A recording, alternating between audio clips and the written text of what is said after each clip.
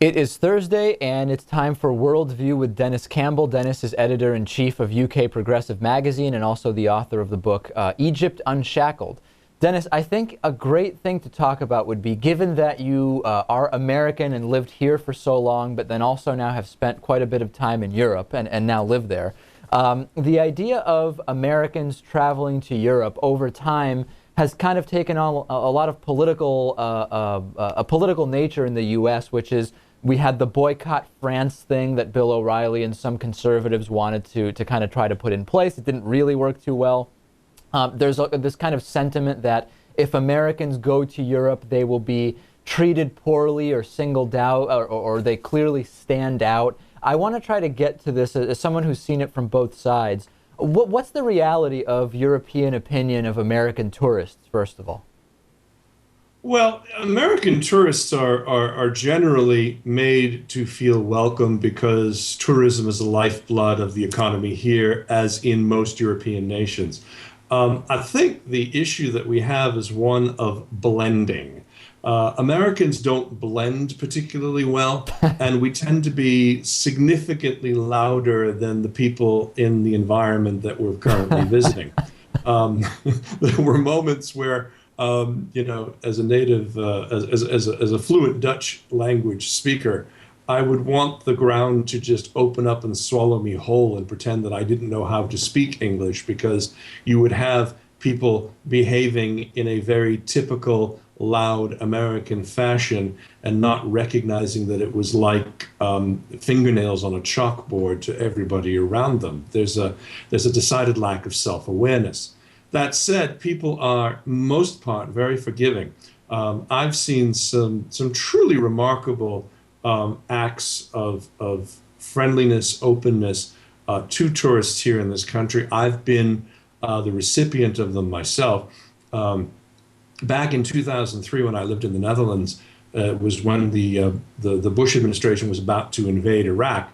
And I became sort of the public face of a group called Americans Against War in Iraq.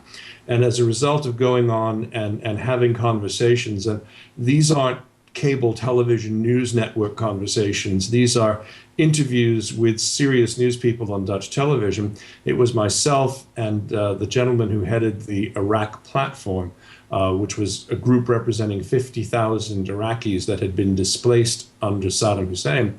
That opened up a whole new environment for me. I was able to actually have conversations with people, number one, in their native tongue, which is very important, and number two, it really helped to overcome some of the impressions. So many people would come up to me and they'd say, "Good Lord, we thought all Americans were like that cowboy George W. Bush.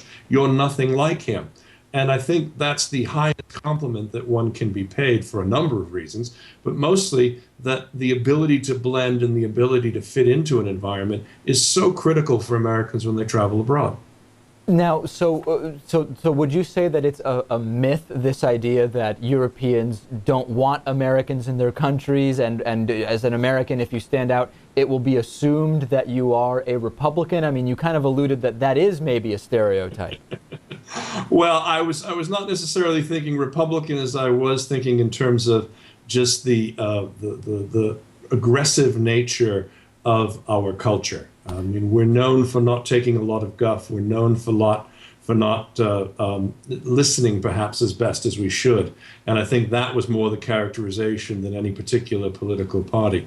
It's a matter of modulation and tone. Looking at it from the other side, though, if we look at the American understanding of Europe based on mainstream news media, how is that view being distorted for Americans, do you think?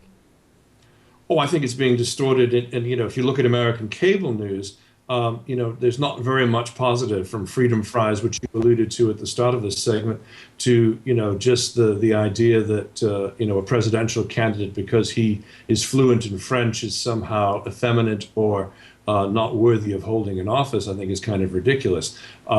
I enjoy talking to people from the United States who have a broader multicultural view. The problem is there's not very much in the media in the States that supports that. And I think that's where you run into the issue. So when people come over here, they have a lot of misconceptions about, what life is like. And there has to be a bit of an exploratory nature to your life. You have to want to try things. You have to want to try new cuisines. You want to be in a position where if you're going to truly experience a country, you're experiencing it as a native and understanding, what it is to be in that particular land. So what would you say, I mean, you alluded to Americans being very, very loud. What would you say is the #1 tip for successfully blending or at least not calling too much attention to yourself when you're traveling in Europe as an American? Just basic, we laugh at these things during the debates, but the golden rule: treat people as you'd want to be treated yourself, and to soften your tone periodically. I mean, it's so many people mistake me either for Canadian, or they say, "Gosh, you're not like any other American I've ever met," because it's very deliberate. I mean, you really have to respect the country's traditions that you're visiting. You can't just expect all of a sudden that you're going to find a McDonald's on every corner, or get everything in your language. You have to make an attempt to speak, particularly if you're a guest in another country. And I think we misuse that idea of being a guest. We have this sense of privilege that's sort of tattooed across our chests with the letters USA. And I think that's where we tend to run into trouble. The more you try to adapt and blend to the environment that you're currently in, the better off your experience is going to be, because you'll find they'll move to meet you halfway, if not even further. That's been my experience. Yeah, I kind of had a gaffe myself. I mentioned being in Montreal over the weekend last week, and I got threatened with arrest for trying to pay a cab driver with an Australian $10 bill, which had been given to my girlfriend by her parents as, "Hey, we have a bunch of Canadian money." Needless to say, I think I made the wrong impression up there. It happens, and the currency thing has been greatly solved by the euro, particularly when you go across the channel from here. Right. But I mean, there was a point in time when I first moved here when there were 10 or 12 different currencies, and just crossing 30, 40 miles of country, you had to all of a sudden think about, okay, what country am I in and what currency? So I fully understand. All right, good. We've been speaking with Denis Campbell, editor-in-chief of UK Progressive Magazine. The book is Egypt Unshackled, and also the ebook Lipstick on This Pig. Denis, always a pleasure. Thank you.